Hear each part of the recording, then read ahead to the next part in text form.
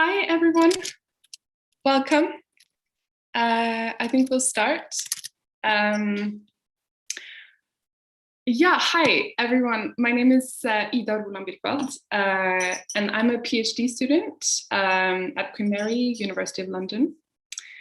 I'm so happy that you all made it here today, and it's a huge pleasure for me to be the moderator for this conversation on culture, coloniality, and companionship. So I'm going to say a few introductory words, and then I'm going to introduce our amazing speakers. Okay, so first of all, before we get started, I'd like to also thank the organizers of this event for bringing us all together. And that includes SBUI 25, it includes the Norwegian Goethe Institute, Eurosign, Ogant, Athenian Bookshop, and the Dutch Review of Books. Thanks also in particular to Jetske Brouwer and Fatima Kamal at SBU I-25. Okay, so as someone who is not an artist, like our distinguished panelists today, but an academic who thinks about coloniality and global hierarchies in my research, I thought I would offer at the beginning today a few thoughts on the overall political and historical context of our event. So I'm actually in London right now.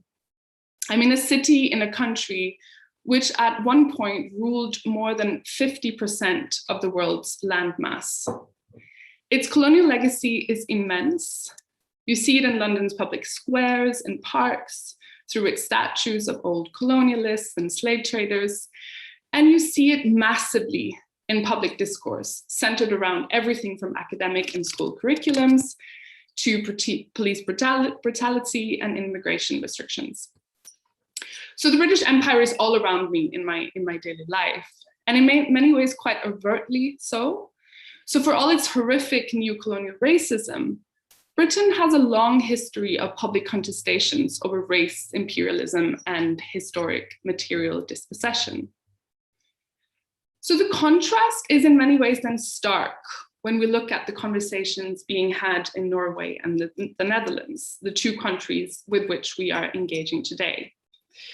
So while of course very different in myriad respects, the Netherlands and Norway are, when it comes to questions of imperialism and the afterlives of colonialism, surprisingly similar. Now, one thing that I think they share is a national discourse of being good.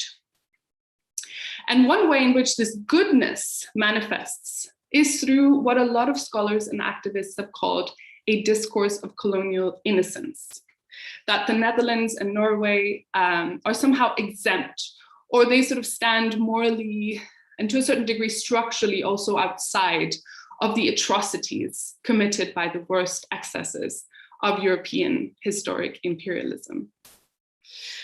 And yet the two countries are also different, right? As exemplified by the different perspectives brought to our event today. The Netherlands was a large imperial power with colonies across Asia, Africa, and the Americas, some of which actually remains under Dutch political control until this day. Now, Norway, while a part of imperial exploits and the transatlantic slave trade through mercantile networks, was never a formal colonial power in its own right. However, what we will be discussing today is its settler colonial past and present. So its internal colonization of the territories, resources, and cultures of the indigenous Sami and Kven peoples. Now, I started my remarks today from a British perspective, a country that seems to in some ways have more explicit and open debates about the things we will be discussing today. And I don't say this to in any way exonerate the British. They have their own problematic revisionist histories, and whatever gains they've achieved have been through the struggles of anti-racist activists. I only bring up Britain merely as an effort to tease out the specificities of discourses of colonial innocence in the Netherlands and Norway. And as a Norwegian myself, and as someone who has participated in public debates in Norway on these issues, I see this colonial innocence as relying on a sort of twin strategy of colonial amnesia and colonial erasure. So this colonial amnesia centers around collective, psychic, and discursive investments in constructing ourselves as sort of in opposition to, or at least as distinguished from, more overtly racist imperial projects, like that of the British, American, or the French. And in the Netherlands, as far as I understand from the literature, there's a discourse of colonial amnesia that centers around being, the birthplace of multiculturalism and tolerance, through its history of religious pluralism and a public culture that is seen as being marked by a particular kind of openness and inclusiveness. And in Norway, I think a discourse of colonial amnesia also comes with somehow understanding ourselves, and I say this sort of tongue-in-cheek, on the civilizational outskirts of Europe, somehow away from the action in an egalitarian bubble, and that Norway's entrance into the global only came about with the discovery of oil in the North Sea in the late 1970s, which catapulted the country into the world for the first time. Of course, the truth is that Norway has been a part of global trading networks and infrastructures of exploitation for centuries. Okay, so this collective amnesia is also accompanied, perhaps driven forth by, a more material, active agenda of colonial erasure. Structural, intentional, state-led projects of land grab and resource extraction, which for centuries have erased cultures, languages, and local political infrastructures for state-making purposes.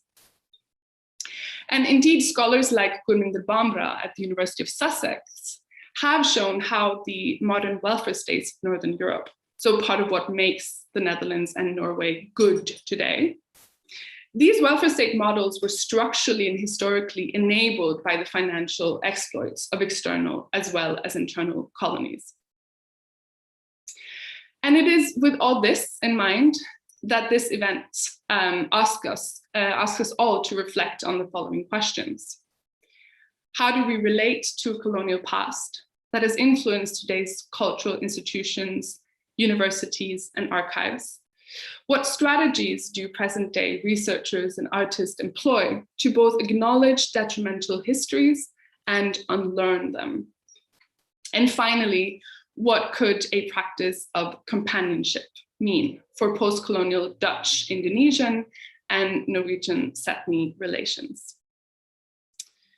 And so, without much further ado, I will now say a few words about our fantastic panelists, and then a bit about the order of things at the end for the event. Okay, so our first panelist is Sadia Boonstra, who is an independent curator and cultural historian living and working in Jakarta, Indonesia. In her broad cultural practice, she combines academic research with curation, public programming, writing, and producing. Her research and curatorial interests focus on the visual and performing arts, cultural history, and heritage of colonial and contemporary Indonesia in relation to the Netherlands. Boonstra is also an academic and has a PhD in history from the University of Amsterdam. Our panel's second speaker tonight is Yuwar Nangu, who is an artist and architect. He was trained at the Norwegian University of Sciences and Technology, NTNU, in Trondheim. He also attended the Bergen School of Architecture and Weissensee Kunsthochschule in Berlin. He co-founded the architectural collective Fellesskapsprosjektet og Fortette byen, and he has exhibited extensively internationally, including at Documenta 14 and Sakahan. He was also the festival artist at Bergen Kunsthall in 2020. And finally, Astrid Corporal is a PhD candidate at Kingston University in partnership with the Institute of Contemporary Arts. She researches experimental collaborative practices in contemporary moving image production and presentation. Previously, she was the curator of education partnerships at the ICA. And she's also a co-founder and director of Almanac Projects in London and Turin. She lectures in film studies at the University of Groningen and also works as an independent curator and writer. And it's actually Astrid, it's her essay that she published in the Dutch Review of Books last year, which sparked the organizers' imagination and led to us all being here today. And so I'm going to let Astrid speak about that and other things, I'm sure, for around 15 minutes. Then I'm going to invite Nango and Boonstra to make their comments. And then we'll have a sort of short plenary discussion followed by a Q&A. And if you do have a question, then please put it in the Q&A box at the bottom of your screen, and we'll get to it at the end. So that is all from me for now. But I'm gonna let Astrid come in, and then we'll take it as we go. Thank you. Thank you, Ida, for the introduction, and thank you, Jetske, Marijn, and Fatima for working on this event with us, and the partners and all the other speakers. I'm grateful to be here with you. So I've been asked to kind of start us off with some context on Ariella Azoulay most recent book, Potential History, Unlearning Imperialism, drawing from the article that Ida just mentioned.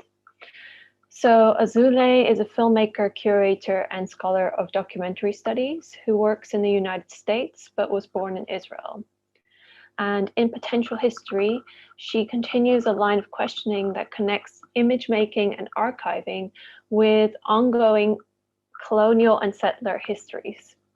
So for Azoulay, this subject is personal as well as political, as she shows how photography was used as a tool in the establishment of the Israeli state on the land called Palestine. She gives examples of photographs where Palestinians are framed as prisoners of war rather than protesting citizens who were just driven from their homes. And her argument throughout the book is one that many postcolonial and decolonial theorists have made, that the tools of culture, such as photography, film, art, museums, and archives, are also often the tools of imperialism and colonialism. For example, it's often the same people whose land is occupied without their permission, whose images are also appropriated and placed in museums, collections, and archives, which they don't even have access to themselves. It is often the same people whose human rights, independence, and land rights are violated, who are also represented as part of a culture that is primitive, stuck in the past, or dying out. So since the establishment of imperial thought and imperial action around 1492, public institutions have been used to legitimize and impose ideas such as the superiority of certain populations, the distinction between races, the ownership of land, the borders of nations, and the allocation of citizenship on a global scale. This way of thinking gives some nation states the right to determine the parameters of civilization, to claim the path to liberation and emancipation, and to grant human rights to others. So Azoulay argues that when we celebrate markers of progress, such as the French Revolution or the Declaration of Independence and the International Declaration of Human Rights, we tend to forget the violence that accompanied these events. We forget that state-supported rights erased other pre-existing rights and relations between people who live together. So she believes that when we practice together, we can recover these, what she calls worldly rights. She asks, how can we unlearn the imperial habit of dividing people into the civilized and the uncivilized? How can we unlearn the settler tendency to appropriate and preserve some people's images and cultural products, whilst also erasing their voices and their lived relations? She proposes several strategies for this. So firstly, we need to unlearn the idea that universities, museums, and archives are neutral, and to understand their role in supporting systems of inequality and divisions between people. Then we can attempt to refuse some of the standard practices of these institutions, to create solidarity and imagine different forms of colonial and settler reparations. When we see sacred objects and looted treasures behind glass, or when we see colonial statues in the street and in public squares, or documents of so-called discovered territories in archives, we should not just look at them, but look with them. We should treat them as belonging to our companions in seeking justice, meaning, and creating a shared world. So, for example, in the field of research, we can unlearn the idea that we always have to produce new interpretations, new case studies, documents, and proof that add to the legitimacy of the archive or the collection or the museum. Instead, we can look for what has been erased in and through these documents. We can look for the ways the subjects of these documents refused or resisted the extraction of their labor, their images, and the destruction of their life worlds. And we can treat these subjects as our companions rather than our objects of study. So Azoulay argues that society is not determined by state-sanctioned treaties, constitutions, or declarations. Society is shaped by agreements amongst citizens, and cultural objects can be treated as sites of those agreements. Shared life worlds are created through rehearsals with others. By aligning ourselves with others and with ancestors who resisted imperial practices, we can refuse the right to destroy, the right to impose new beginnings, the right to displace others. We can refuse to reproduce imperial borders and categories, and to let our future be determined by concepts of property and domination. Instead of this, we can embrace the worldly rights to remember civil alliances between people and recover potential histories that were prevented by violence from being actualized. By unlearning with companions in archives, in collections, and in museums, we align ourselves with the lived worlds of imagination that these companions never quite lost, and treat them as present actors. So in this sense, restitution is not a matter of acknowledging settler colonial violence or promising to return plundered treasures and cultural objects. If we, as citizens of a settler nation, or as curators, artists, historians, or museum visitors, interact with objects that are connected to a specific cultural tradition, we should care for the life of that culture and its people. We should protest, and we should go and strike if our companions are not protected or given rights. For Azoulay, restitution means restoring a common world, repairing commitments to respect and care for each other. If we treat cultural objects as ongoing commitments, rather than as records of a past that cannot be changed or appealed to, then museums can become part of an everyday lived activism. So rather than getting stuck in the denial that comes with colonial innocence, which Ida just mentioned, or the feelings of guilt for ongoing acts of settler violence, we can use radical companionship to actively shape our world together. We can stand up for the rights we find important, and we can choose which potential histories we want to align ourselves with in the struggle for justice. So, for example, if we take the context of the Netherlands, we could align ourselves with the radical spirit of Anton de Kom and ask what would have happened if this fighter for freedom had not been captured or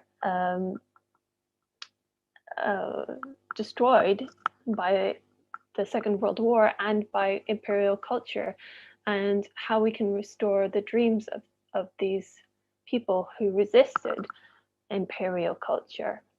We can align ourselves with the fact that we are connected to, for example, the Amazon rainforest through our connection to Suriname and to other rainforests and other important ecosystems in West Papua, for example, and to the protection of people's not only human rights, but their worldly rights, their rights to create a shared world together.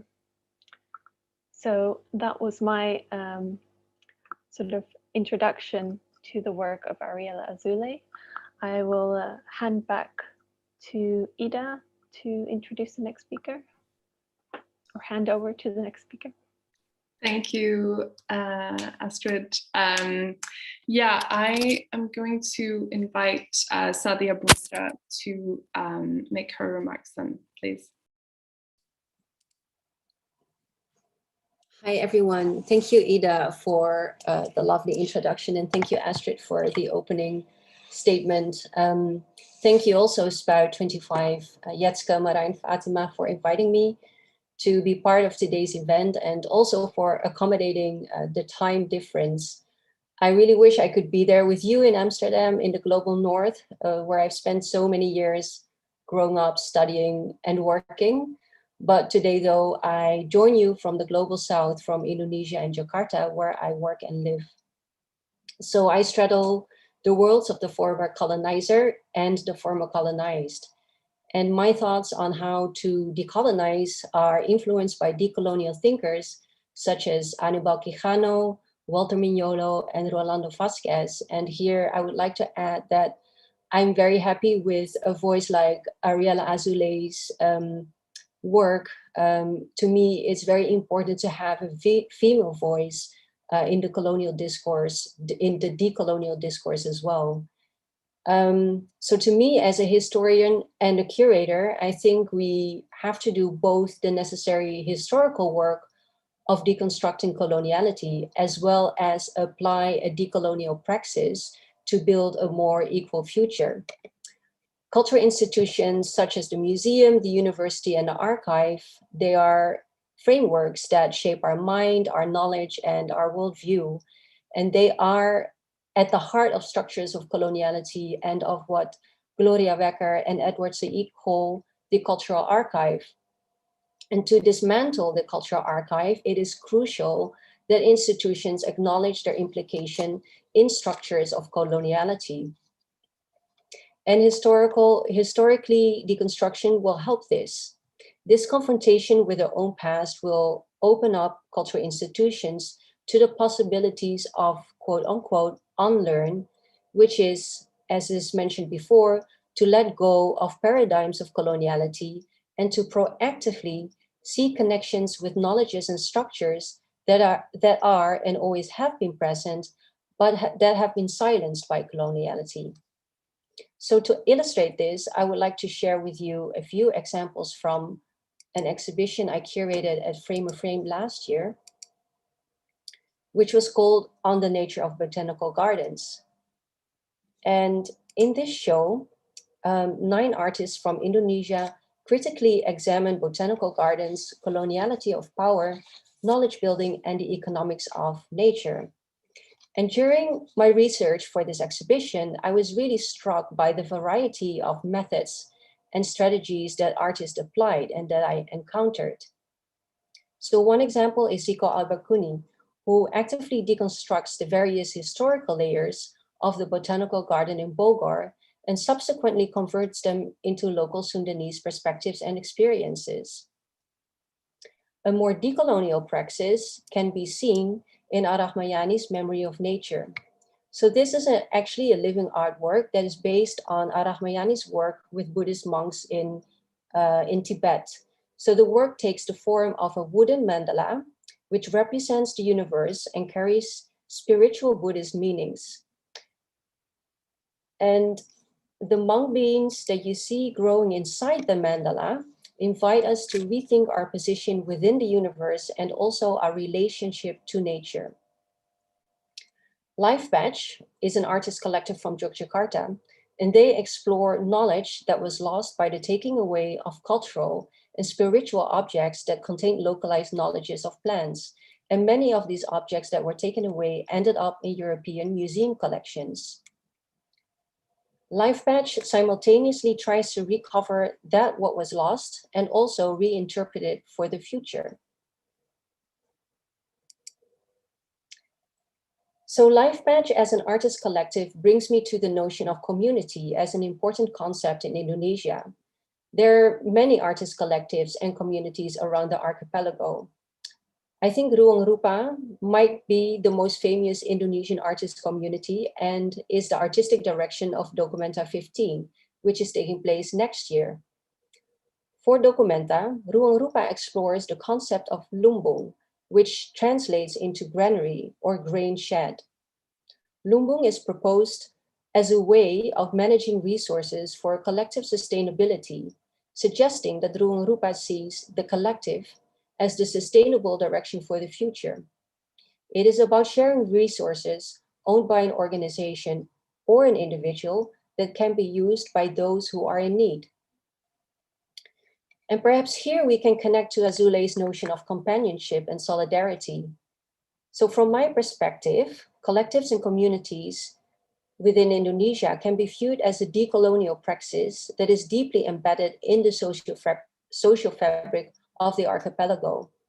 Communities and collectives may unite peoples of similar localities or bring together people with similar interests, and this may transcend regional and sometimes intersectional divides. But in general, their function seems to fill gaps and take on responsibilities within society that are left open by the government. So for example, communities function as a social safety net in case it is needed. Often the organizational structure of communities is highly democratic, with decisions jointly taken by all members and only moving forward when everyone is on the same page. Members within a community support each other and each other's work.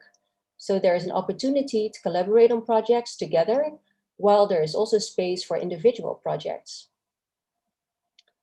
Arguably, increasingly, the notion of community is also becoming a decolonial strategy to move away from the global north as a dominant frame of reference and to establish structures outside the dominant capitalist and neocolonial systems. Artist communities proactively seek to build and strengthen South-South relationships with communities that have similar historical, often colonial, experiences in South America, Africa, and the Pacific. So these communities show a real commitment to the multiplicity of practices and lived realities across the world.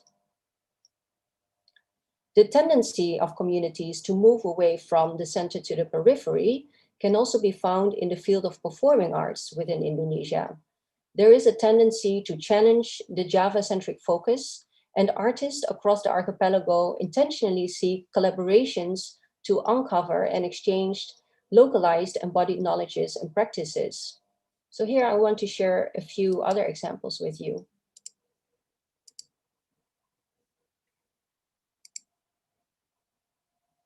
In his newest stage work, The Planet, a Lament, acclaimed filmmaker Gara Nugroho brings together performers from artist communities in Java, East Nusa Tenggara, but also from West Papua.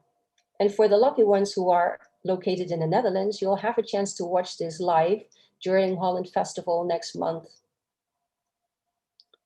The Seen and Unseen is a stage adaptation of Camilla Andini's feature film, Skala Niskala, about Balinese cosmology. Both the film and the performance foreground the development of a community of Balinese child performers. Ibu Ibu Belu, Bodies of Borders, by Eko Supriyanto, is a deep exploration with dances from Belu into the Likurai dance, which is practiced across the island of Timor, both on the Indonesian side and in Timor-Leste. The Likurai practice not only crosses political boundaries, but also challenges them by uniting people through embodied cultural memories.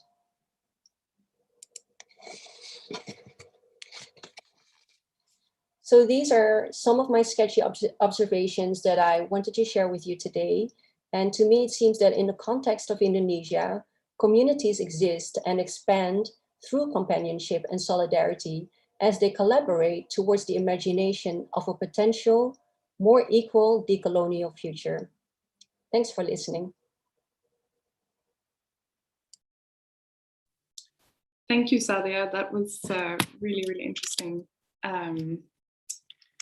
So many things to think about already. But I'm gonna give the virtual floor to Yuwarnangu now.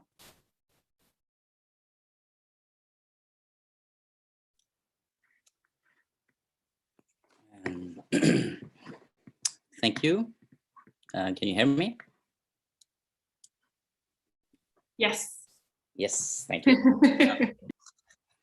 Thanks for inviting me, and thanks to Astrid, Ida, and Sadia for your interesting contribution so far. I have prepared a little presentation of some works that I've done that I want to connect to some thoughts that I guess I've been thinking when working with these issues of the colonial North from within, and I guess I've also heard some of the same things mentioned in the previous presentations, but I will try to sort of speak to them through my projects. So I selected a couple of projects that I want to present.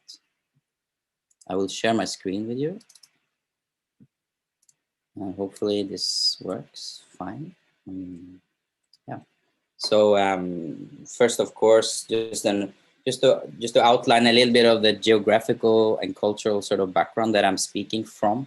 I am a Sami person, so I'm indigenous and member of the Sami community of Northern Europe. We are, it's hard to count numbers, 100,000 people, and we are, our traditional land territory is colonized by the Norwegian, Swedish, Finnish, and Russian states, nation states. So being an indigenous culture, meaning we've been there sort of prior to the formation of these borders, and so we're speaking of thousands of years. And as you can see, it's a pretty large and vast geographical area. So our culture also consists of quite a lot of, it's quite a diverse group actually. And there are, for example, 10 languages, and there's numerous different sort of traditional livelihoods, but reindeer herding and the nomadic reindeer herding culture is what sort of what we are best known for, probably because it's the most sort of exotic sort of visual element and cultural element that we have in our culture, and it's been sort of done. I think is one of the most one of the culture that is studied most by anthropologists and ethnologists throughout the decades and centuries even. Yeah. So speaking from sort of this cultural background, me starting an art and architectural career and eventually ending up in a school of architecture in Trondheim, I realized very quickly through the architectural history classes that the issue of Sami architecture was absolutely it was hardly spoken about within the institution. So I, from a very sort of personally motivated moment, just realizing that, starting feeling, I guess, angry or frustrated and sort of ignored, I guess, I realized that I wanted to do something with that. So the last, I guess, 3 or 4 years of my studies, ending up in my diploma and master thesis in 2008, I spent on actually researching and working on the issues of Sami architecture.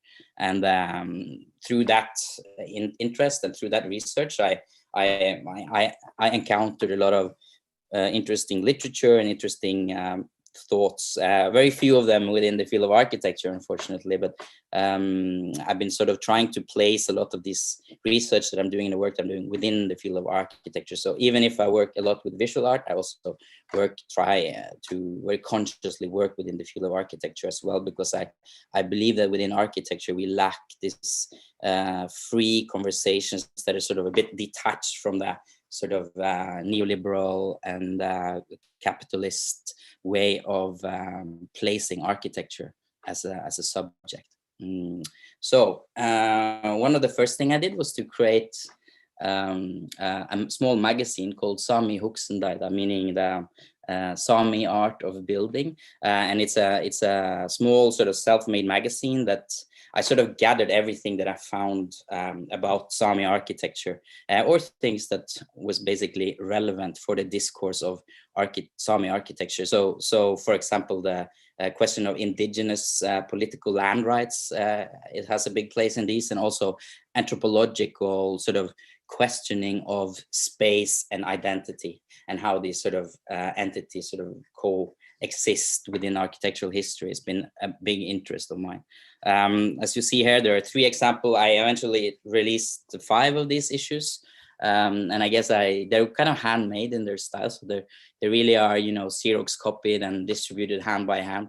I got a job at the university right after finishing the study. So I was like in late evening sort of stealing the key to the copy room and sort of by hand reproducing these magazines and then distributing them through various forms of networks. I guess I maybe printed 2,000 copies of them all together.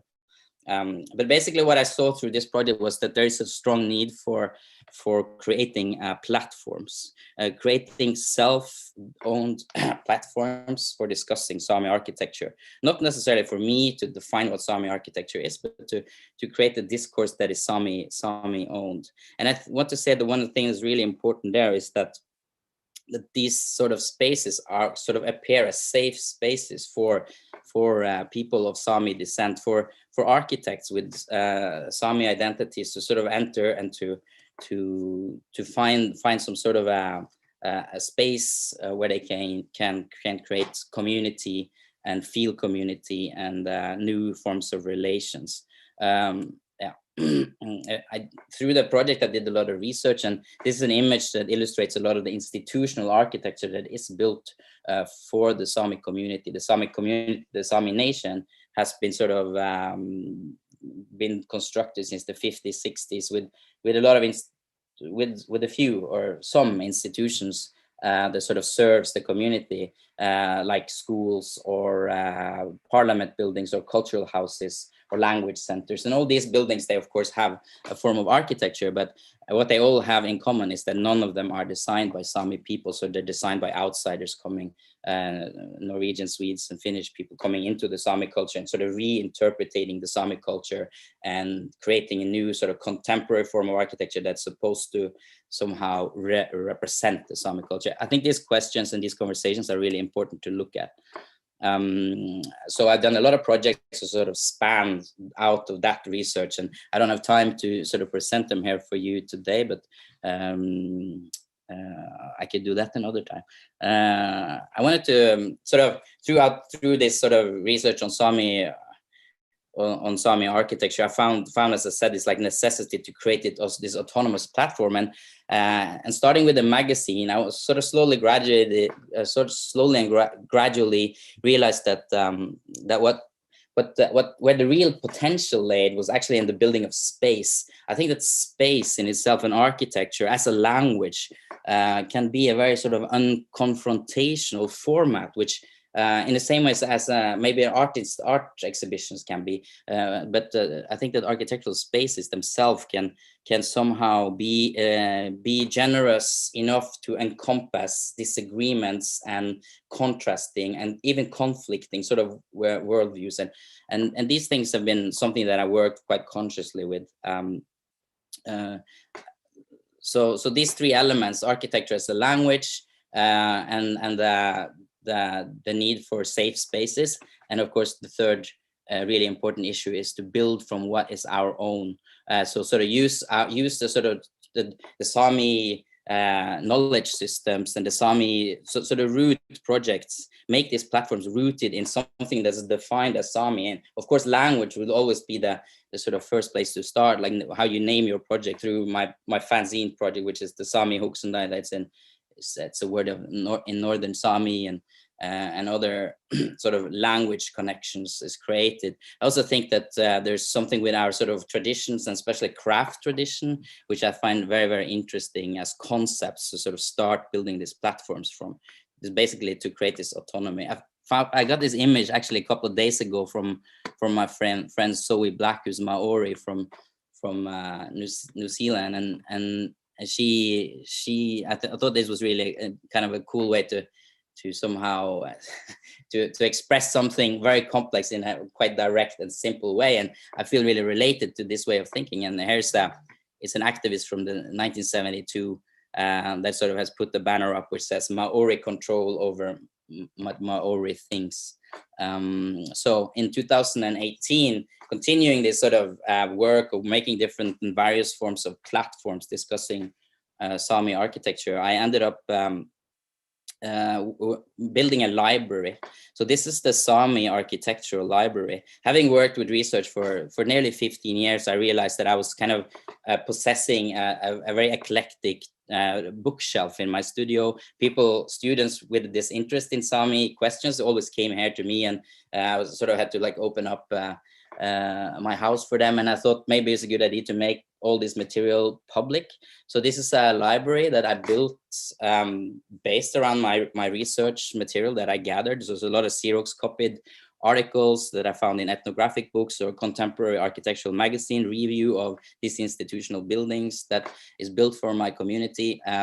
Also gathering material from architectural competition that's being produced. And of course, also a bit more sort of politically sort of directed literature, dealing with philosophy, land rights, queer theory and identity, and also indigenous and decolonizing methodologies has been sort of a focus in this project. So I built this structure sort of based around this traditional reindeer herding nomad hut, which can be pulled behind a snowmobile, and it's used in the winter grazing area of the reindeer herders, especially when they move in the spring migration to the coastland. So based on these sort of ways of building, I invited a group of people to build the structure to host the library. And also we had a really large seminar on Sami architecture where we invited a lot of the architects that have designed for our culture, and also all the Sami architecture that exists. Sorry, there's the Sami architects that exist. We are 9 in numbers. And we are, since sort of this first gathering moment, now working on establishing a Sami Architectural Association, which will sort of further and strengthen these kind of conversations. Here's the, so the library has since then been traveling around as a mobile library, installed in very different, numerous kind of contexts.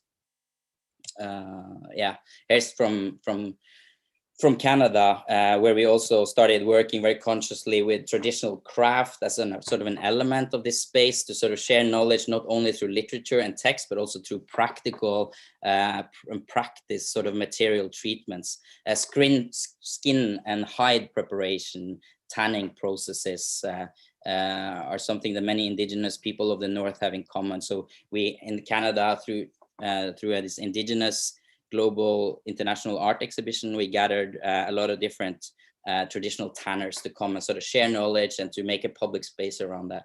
And then we created objects, sort of food covers for different books in the library, based on material we found on site, and also these tans that we tanned, sorry, the hides that we tanned. Yeah, so thinking further on this, I guess this autonomous platforms. I've been very interested in also questioning 3 different things. One of them is this like continuous trap of falling into a sort of a simplified and exotifying type of representation of cultures, which I think can serve the danger of becoming something that creates the sort of strengthen the dichotomy and the polarization of these type of discussions. So I'm really interested in the concept of plurality and the concept of diversity. And I think working sort of beyond institutions and sort of trying to rethink institutions and work from the bottom up has been a very interesting sort of I guess philosophy for me the last 10 years as well. And if you want to do that, I think you have to work. You have to question money. You have to question the flow of money, and you have to question sort of the power of capitalism, which all large institutions are so strongly embedded in. So I formed the architectural collective in 2010 called Fellesskapsprosjektet Offertette Byen, FFB, together with 2 Norwegian architects, very good friends of mine, Håvard Arnoff and Eystein Tallerås. And we have since 2010 been making an architecture in public space temporary project that we call an architecture celebrating the failure of capitalism. So it's trying to move sort of beyond the sort of institutional definition systems and big sort of flows of money. So we always build with with discarded material in public space within small sort of time frames. One of the projects we did was this project, which is called Searching for Smooth Space, in which we created a sort of, it was an attempt to question land rights and property rights, and also work within a public space based on found material. So we harvested material in the public space of Umeå, and we built a small traditional Sami turf hut and made a fireplace within. And every night we held this sort of reading circles, which encircled the question about smooth space and strided space, based around Deleuze and Guattari's 1,000 Plateaus book.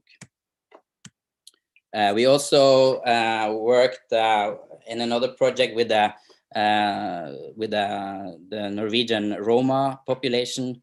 We made a cultural house together with them, a temporary one built from discarded material. This was a project that took maybe 4 weeks in the making on site, but it was a sort of a large and extensive project that lasted for more than 2 years prior to this. And for me, this was a really interesting sort of experiment in which me as a Sami, I sort of step out of the role of being Sami and into the role of actually a representative of the Norwegian majority society, which was a very interesting task for me to do, which is again connected to this sort of, I guess, search for exploding the exotification and sort of the simplified image of us versus them, working towards a larger sort of plural kind of way of framing these discourses.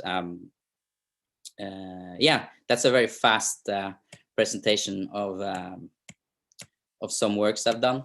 So thank you. I'll kick the ball to the next participant. Thank you, Joar. That was incredibly interesting. There's a lot going on in my mind right now. I think as we go into our plenary discussion now, I wanted to start thinking about some overlaps between your work and your thinking between the three of you. And I was thinking about when Astrid quotes Azoulay as saying, or this idea of looking with objects. And it made me think about something that really, I think, comes through in both Sadia and Joar's art, but also their politics, which is a particular focus on materiality and objects. And so in Sadia's work, we have the botanical garden, we have the soil, we have the plant. With Joar, we have architecture, the materiality of skinning, the animal, and I think these are really interesting. This thing of thinking with objects and materiality as a decolonial praxis in itself is really interesting. I was also thinking about the ways that you think about community and solidarity and coalition. In Joar's work with Canada, with the Roma people, for Sadia, sort of thinking about the archipelago as a coalition, but also a coalition that has hierarchies within it, right? And so these are interesting tensions, I think, that we could discuss. And finally, I think what Joar gets to at the end about the role of money in all of this, I think, is such a crucial point, because I think, unfortunately, often with debates on decoloniality and colonial critique, we often do critique on the level of discourse, which is obviously extremely important. But I think to think about, again, materiality and think about the role of money flows within, especially contemporary perpetuation of colonial hierarchies in contemporary times, I think is really, really crucial. And so thinking decolonially also in this way, where you think about alternative institutions or institution building in the way that Joar, for example, spoke about, I think is really, really important as we take these these forms of art and activism forward. So this was just some of my kind of initial thoughts that hopefully can serve as like a starting point for the three of you to have a little chat amongst yourselves.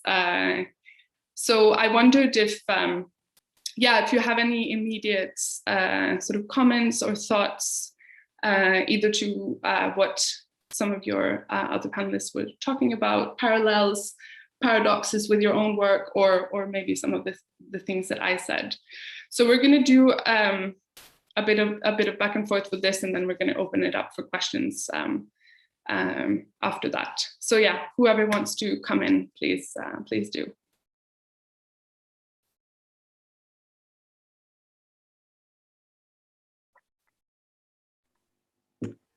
Well, maybe just to get us started, or to continue on your thoughts, Ida. Yeah, I thought this question of what are our safe spaces was really interesting, also because it connects to this question of money, right? Because I mean, museums and archives and many institutions are connected to money in problematic ways. But it also connects to the question of who we are, you know, what is our safe space. So I wondered, Duar, if you could say a little bit more about when you're asking that question, do you think of for whom? Because you're also talking about this plurality.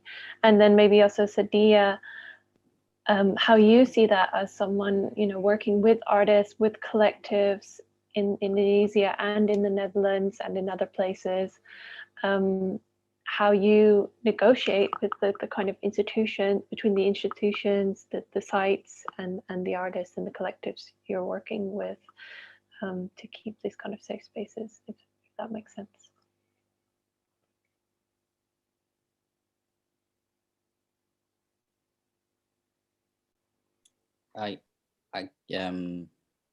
Sadia, were you saying something, or should I? No, please go ahead, you are. Okay. No, I just want to respond to that with, there's a couple of things that sort of might pulls my brain on those things. But I think actually one of the things that I think is a bit, for me personally, interesting is, you know, sort of what we were talked about, you know, this, you know, how can we sort of change the institutions? How can we get sort of the institutions to sort of shape shift enough to allow for, you know, this sort of these other types of narratives representing, you know, the sort of colonial victim or other kind of more decolonized type of narratives, and how do you do that? And I think for me it's like there's something like some type of hierarchical formats that are so often embedded in institutions. For example, within the world of art, which I operate quite a lot, and there's the role of the curator, for example, which has that type of kind of given role, you know, of being, you know, sort of a little bit above in the money flow, or in the sort of the way things are structured, or the way decision making is being made. So for me, like, I've been sort of very deliberately avoiding taking on the definition of as a curator, even though what I've been doing quite often has a lot of elements of curating, because I collaborate a lot and I bring in craftspeople to sort of work with me in this more sort of communal format. But I find the idea of the curator a little bit repulsive from a personal point of view. And there's something interesting about these kind of, you know, this kind of natural hierarchical system that we take for given or take for granted. Like, how can we sort of reconstruct the role of the curator into something else? Can we use, you know, other words or other sort of concepts to sort of, you know, I guess redefine these hierarchical systems and get a little bit beyond them, or sort of backtrack to before the curator existed. I don't know. There's just like, I just was just thinking about that, for example, as a response to that, because the flow of power and decision making is so rigid, and it's so hard for me. Even when I work with people, they really want to sort of give space for me in my practice. They don't even see that, you know, the system's so rigged. It's so difficult to sort of get around it. I don't know. Just that thought.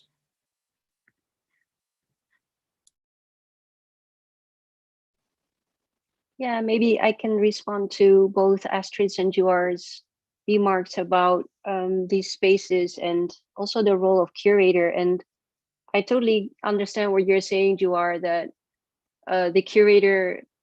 the role of the curator at times can be very challenging, in the sense that it is still a role in which decisions are being made and selections are being made. And that always means that there are there are people who are not included in whatever platform, you know, the curator is curating for. So that is definitely something that is that I find very challenging. For example, like, how do you decide those kind of like things? And also, like, how do you make sure that your own voice as a curator is not, you know, that you're not the all-knowing person behind something. So in my practice, what I try to do, at least, is that I try to do the things that, if I'm invited to curate something, whether it's an exhibition or a public program, is that I try to shape that as a platform for discussion in which various perspectives about a certain topic or theme can get heard. And preferably from my, also because that's my personal experience and perspective, is that I try to make space for voices that are not necessarily so often heard in the public spaces. And I feel like this idea of the public space and the creation of space, and, you know, from what you were showing us, I also got that notion, this idea that you're creating space. And that's also what I see artists and communities doing here. They're trying to create a space, a safe space for themselves, without having to rely on institutions, on the government, that they don't need to rely on budgets that are embedded in these power structures of coloniality, but try to build new connections. So that's where these South-South connections come from, to learn from each other, exchange and support each other with the means that everyone has, and then create your own safe space, because nobody's going to do it for you. So you just have to do it for yourself. I don't know if this answers any of the questions, but these are some thoughts I have. Yeah, definitely. Thank you both. Yeah. Do you see connections between your practices, Juar and Sadia?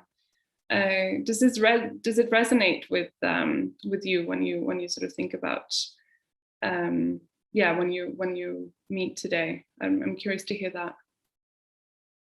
What is it that resonates, and maybe what is it that doesn't?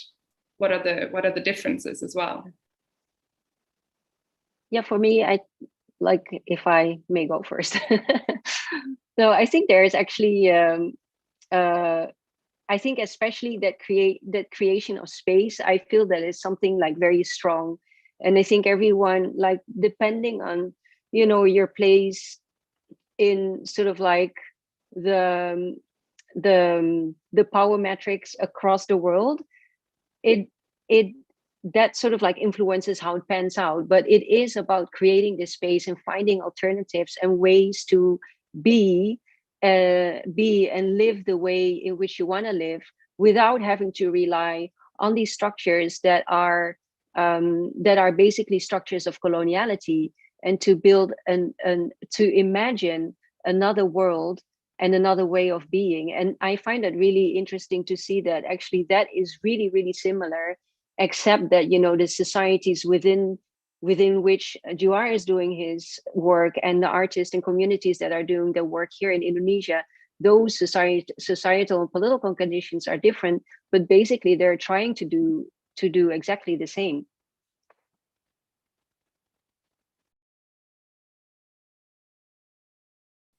Do you want to come in, Juar? Yeah, sorry, I didn't. Yeah, yeah, I totally agree with Sadia. I think it's, I think this, I think the concept of space can sort of reach in so many directions, and for sure to sort of carve out space within the public domain is something that I guess we do in a very similar way, with a very similar intentions and I guess ambitions in a way. Although I might be a little bit sort of actually more literally involved in the idea of space, which sometimes actually I think allows, it's like pros and cons to that, of course, but I think it's somehow it also sort of leaves me a little bit sort of even further away from sort of the I guess the intellectual dimension of this space that I'm creating, in a way, because it's like there's something about, you know, creating this, having this a bit like nerdy interest in actually physically building and carving out this sort of the walls and the material that sort of this space is, that sort of allows me to sort of turn my back into what's kind of happening in that space. In a way, I'm more sort of involved in, you know, kind of who I invite, and then sort of I sort of, because I have so much other stuff to do, I sort of have to sort of kind of have this trust in that these guys that are sort of embodying the room that we are building together are, you know, doing something that makes sense. So there's something about that sort of, I guess, you know, it leaves me maybe a little bit more stupid, but also maybe a little bit in a weird way create some kind of generosity, I guess, in a sort of collective way. Yeah. So there was another thing, but I forgot what that was. Yeah, maybe we can come back to it. I think I'm also struck by the different spatial registers that we're operating within this conversation. You have the global south and the global north. You have the south-south connections, but you also have you are called it the colonial north from within, and I think it alerts us to the really complex subject positions that both of you also inhabit within your work, which is really, really fascinating. And I think that comes out in your work as well. I wondered if maybe we could open up for some questions.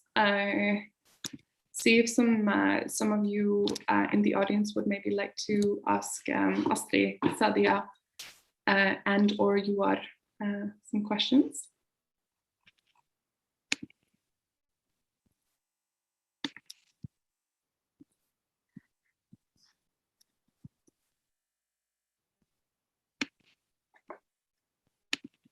It doesn't seem to be any questions in the Q&A box as far as I can see so far, but I'm never really sure if I understand these technical things, but maybe just while we wait for things to appear, questions and thoughts to appear, I was just thinking a bit more about what you both just said, Sadia and Juar, and you know, how to kind of connect it a bit back to Azoulay, and it struck me that it relates a lot to the critique she has, in a way, also of her own role, and she's also, you know, kind of sees herself as a curator as well as a historian and a researcher, and she basically says that you know, the function of many museums and archives were to create experts. So by taking, you know, the cultural knowledge and objects and information and images away from others, we could create, or institutions could create a special category of people who are experts, who can study these materials and have special access to them and kind of explain them to others, and have this kind of hierarchical relation to this material. And it seems to me like, and I think she doesn't specifically speak about the curator, but I think you could also say the curator falls into the same category. And it seems like both of you are kind of refusing this role of the expert instead, and instead creating a space, to come back to creating a space or a platform for others to speak. So kind of expanding and maybe exploding this notion of access, to bring more people together and to refuse this kind of hierarchical role. So yeah, that was just something I wanted to share, reflecting a bit more on this connection to Azoulay's book. I guess also, sure. sorry.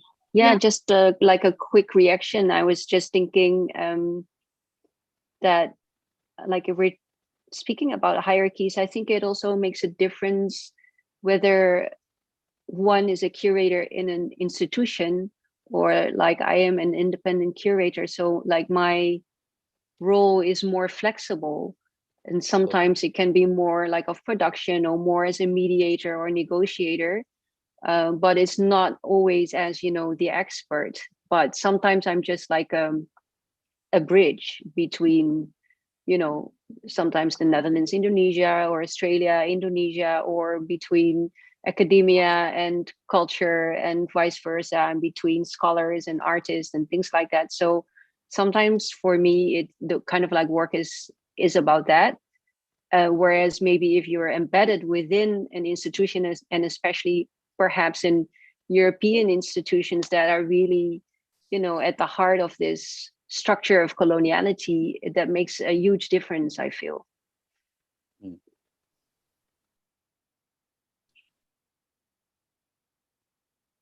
We have a question from the audience. It doesn't say who it's from, but the question says, what would the panelists expect or hope from actual established existing institutions to further decolonial projects?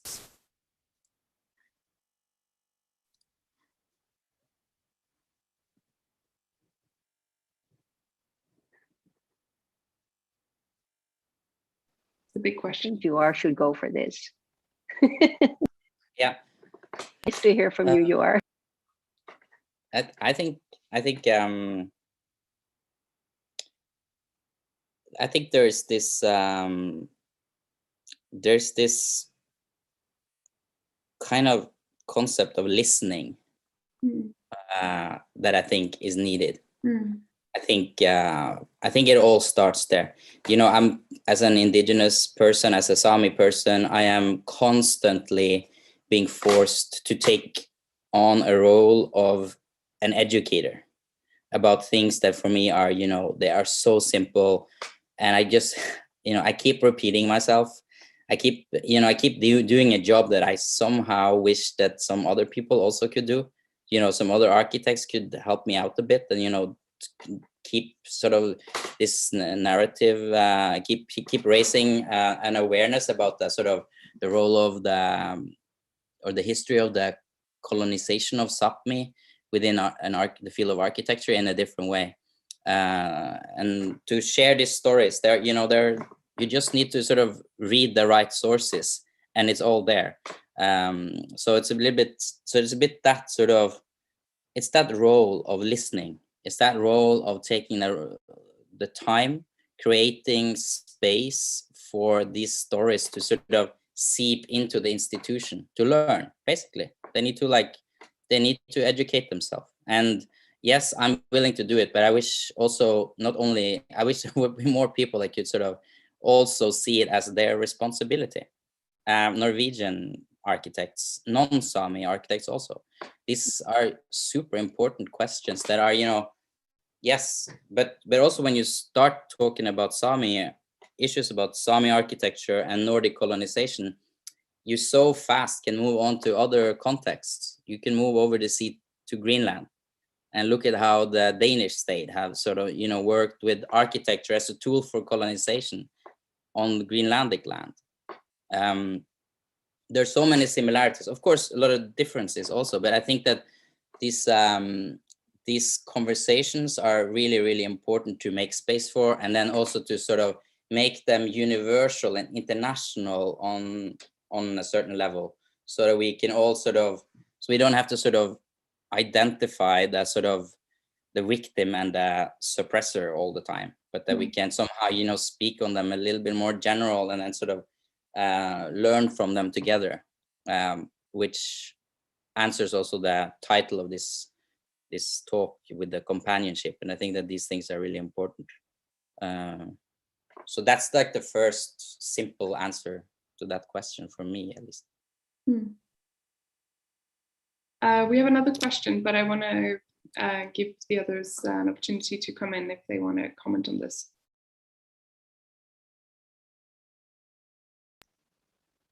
I think I just want to say that I completely second what Dior was saying, is that it's so important to just listen to colonial differences, to voices that have been silenced by coloniality, and the gaps in our knowledges that have emerged from that coloniality. And now we just have to recover and uncover that what never has been listened to.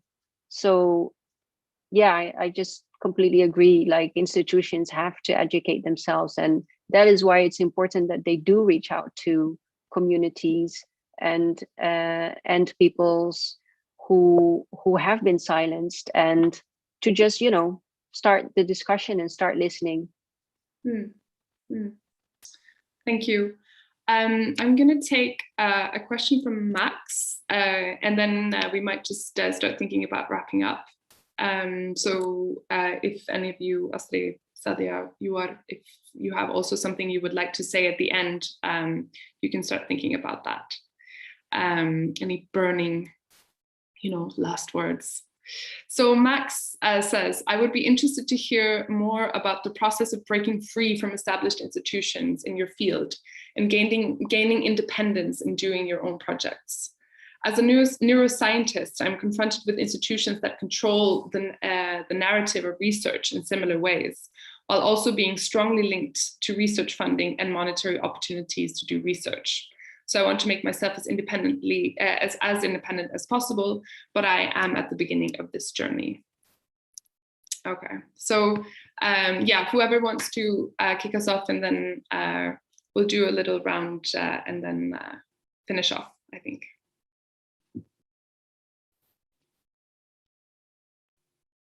So yeah, breaking free from institutions, but yet, you know, existing within the confines of funding and monetary considerations.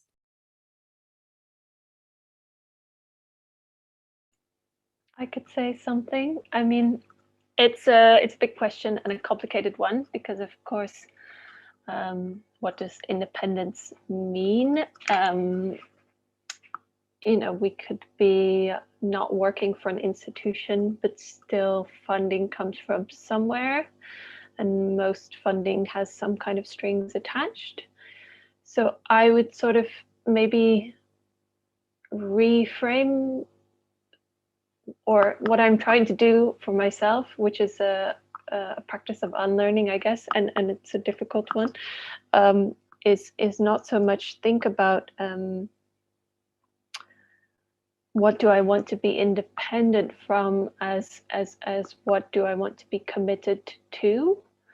So who do I align myself with? Who is my work for?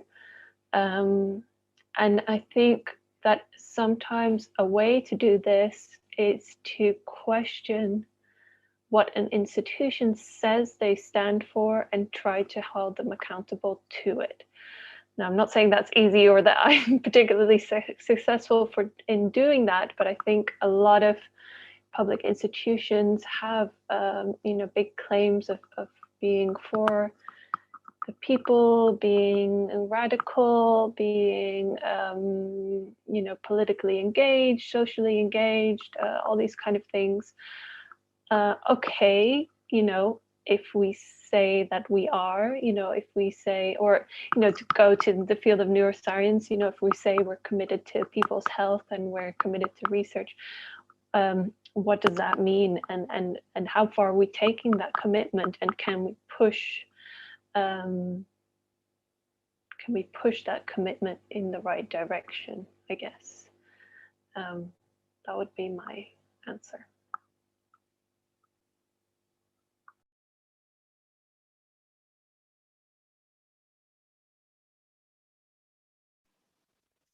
Yeah, maybe I can follow up a little bit on that. I guess a bit similar to what Astrid was saying is that because I, as an independent curator, have the opportunity to, work on my own projects, and also often work, or, regularly work with established institutions. And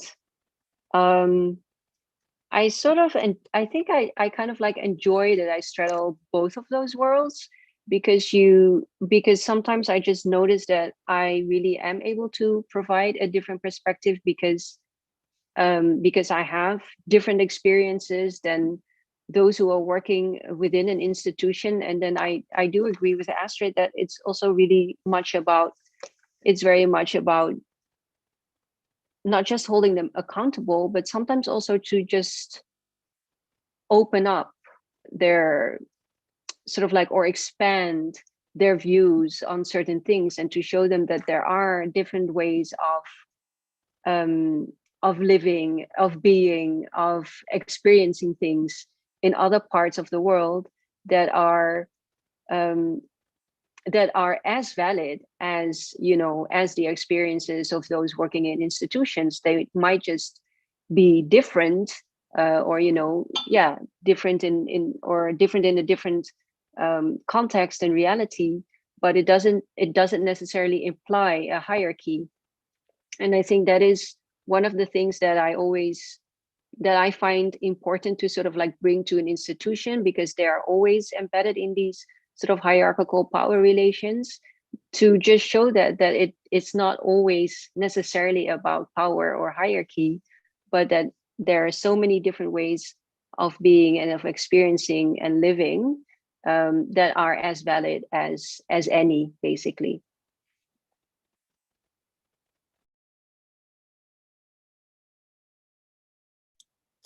Yeah, I also want to add, I really agree on that. And I think there's really multiple ways of sort of using your own skills, I guess, and your own capacities in these types of change making games. And there's very few people I respect as much as people that are, really sort of marinating themselves within institutions of, colonial structures, but still really on an everyday basis trying to change things. I have so much respect for these people that are really doing that.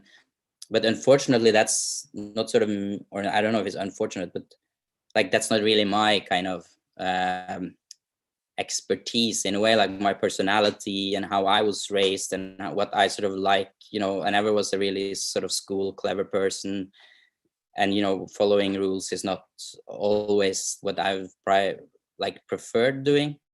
So I don't know if I would really make a good contribution within an institution. I think I contribute better sort of without. And for me, there's something in that sort of power of building other kind of communities and building sort of alternative narratives together with a group of people, being indigenous people or not indigenous people. There's something in that sort of just the sort of suggestion of alternative institutions or something new that sort of bubbles on the surface that might actually take over these type of institutional positions that I think that has been interesting for me to do.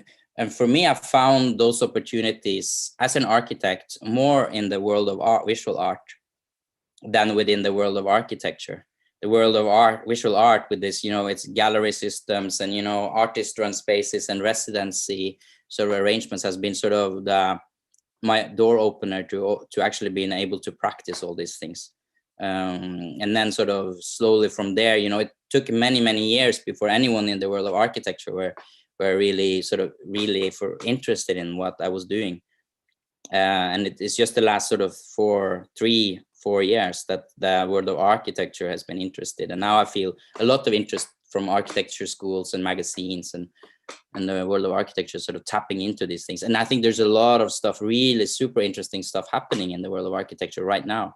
Just the last year, there's different kind of programmings and sort of perspectives that are taking more space within the world of architecture. So that's also, so sort of having the opportunity to shift fields and basically work a little bit interdisciplinary, I guess, has been for me really great. And now lately I've also been starting to work a bit with researchers. So I actually work within academic research projects, which, you know, allows a completely different type of economy actually, and opportunities. Like there's a long and time frames, which has also been really interesting for me to do. So and that things that are not dealing with architecture and art at all, but, you know, contemporary geography or pedagogical even, working now with some pedagogues. So that's really interesting, to sort of to have this, I guess, this interdisciplinary, I guess, synergy happening. I really like that. And yeah, that's so interesting. I think it's a nice way to end with Yuar's point that it is often within art that these sort of alternative imaginaries are first conceived of, and then the rest of the architects and the scholars sort of like follow suit with time. I think that's a really sort of hopeful way to end today's conversation.